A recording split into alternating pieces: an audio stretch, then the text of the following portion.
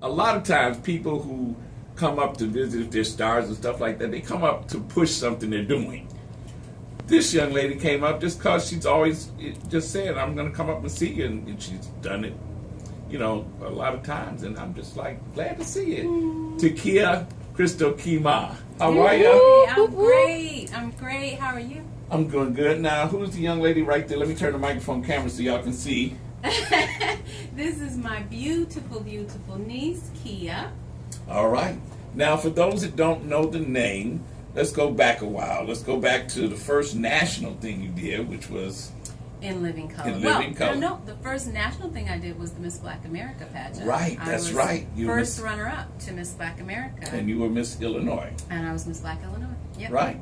All right, and then the thing that people remember is In Living Color. In Living Color, and then I did a show every year thereafter through That's So Raven. So after In Living Color, I did an ABC show called On Our Own with the whole Smollett family. People now really know, Journey and Jesse. Yeah. And then after that, I did a show called The Show back on Fox that was kind of a parody of In Living Color.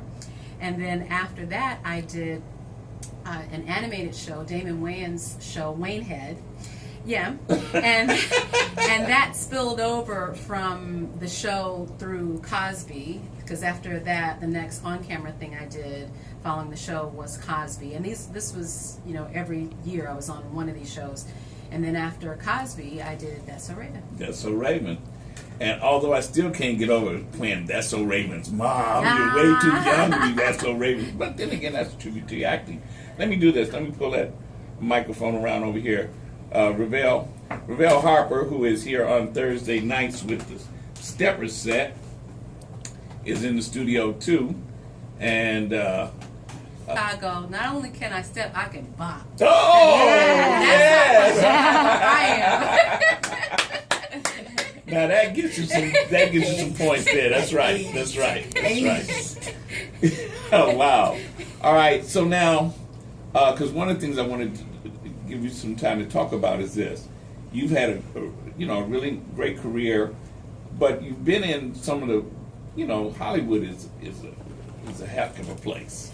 It is. And I remember when you first were getting ready to go out to California, and we were talking about it, and you went out there with some trepidation, but you went out there and you flourished. How, what are some of the things that you learned from that whole experience that could be of value to, say, another young lady or a young man who are looking at opportunities? And we got to know the difference, learn how to tell the difference between opportunities and exploitation. Well, I mean, this, and it's not just for entertainment. I think in life, when you go forward as an adult in your path, whatever that path is, that you know who you are before you take your first step. Okay. And you visualize what your last step is, the last step you can imagine. It's not going to be your last step, but it's going to be the last step you can imagine right now from where you're standing. And then you surround yourself with people who love you. Okay. No matter what.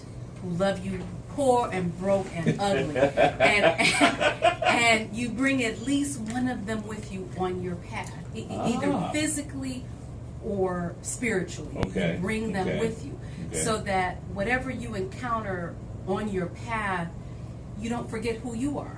Because they will mirror you. They will remind you. Okay. They will not let you forget who you are and what you said you wanted to do. Okay. Because when people start pulling you in a direction, they're going to say, you said you weren't going to do that when you saw somebody else doing that.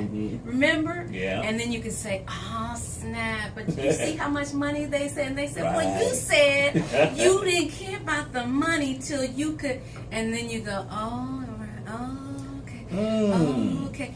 And for me, I brought my grandmother with me everywhere I went. Okay. And she didn't travel with me, but whenever I thought about a role, probably before I said, do I want to do this or not, I thought, what will grandmother's reaction be when I tell her? Is it because if I have to hang my head when I tell her, I'm not going to go out for this. Okay. If I could imagine her being proud of me for doing that, then I can go forward with it. And it hasn't stopped since she's passed, now it's just changed to what would she have said about this, about me doing this, and that's a high bar. For me, that's a very, very high bar. Well, it made me think about in Robert Townsend's movie Hollywood Shuffle. Remember how he was about his grandmother? Yeah. He didn't want his grandmother to know he was doing certain types of roles, and he felt shame, which he should have felt. You know, you should bring a little shame with you because it keeps you honest. I had a very powerful producer say to me once, you know, what you said, you're very talented, but your problem is you let your morals get in the way. Oh, wow. And it was, you know, let me sit you down and help you with your career. Get over your morals. It was that kind of talk. Wow. And he wasn't hitting on me. He was just saying, look, you know, you can have a big career here. If you just drop the morals. This is the problem with, this is your, you know, block, this was That's blocking deep. you. That's you know, deep. and I said, well, thank you. Let me get the heck out of this room. Now, another thing that I've always associated with you is about your hair.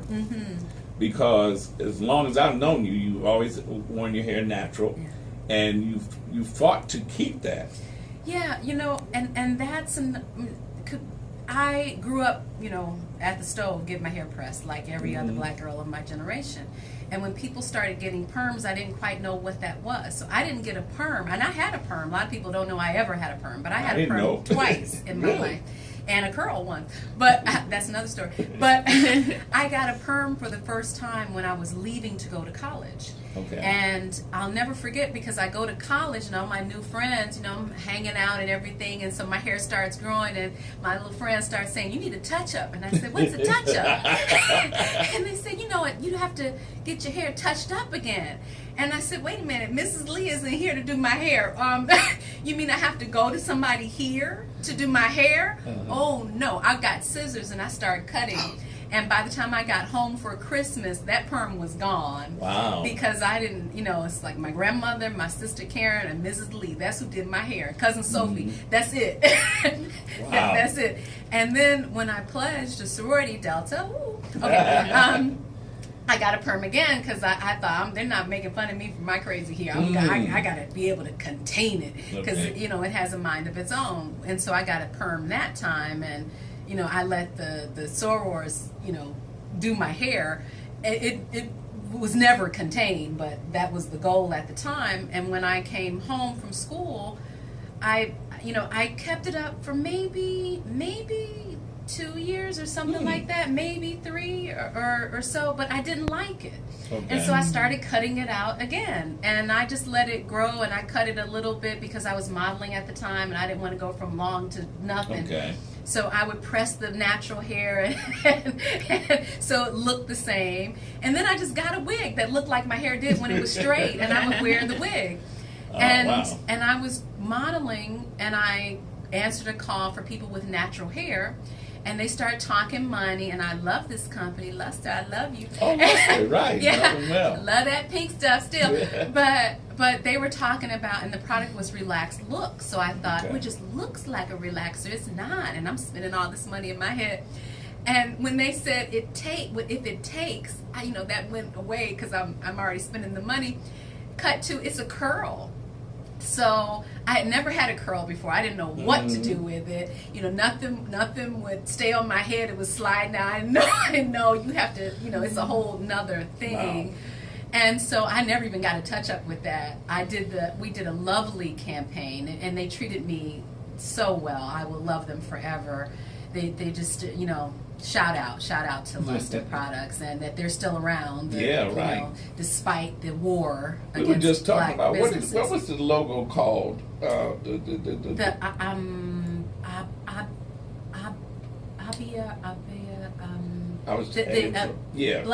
Black people. It was called Black People. Well, I was just talking about it earlier. Hair with Rhythms. Tina was asking about it, and I said, you know, it had a name. Yeah, but they called it The Lady or something like that. Yeah, something Lady. So we knew what was.